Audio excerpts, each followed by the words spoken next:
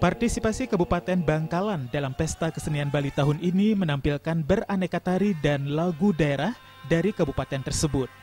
Dengan sutradara dan koreografer Sudarsono, berbagai seni tari seperti tari Jebing Mose, tari Andolenan Bahong, tari Praben Prekas, tari Beksan Kemantakah, tari Tandang Bangkalan ditampilkan.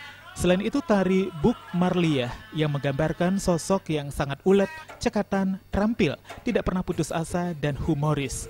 Semua yang dilakukan Buk Marliah selalu menyenangkan hati orang lain. Meski demikian, sosok Buk Marliah ini sangat tegas dalam mengambil keputusan sehingga orang-orang sangat menghargainya. Tari Buk Marliah ini juga mampu membuat penonton tertawa karena kesan lucu dan humoris. Selain itu juga ditampilkan beragam lagu daerah Bangkalan yang juga diminta oleh penonton. Antusias penonton terlihat hingga akhir pementasan.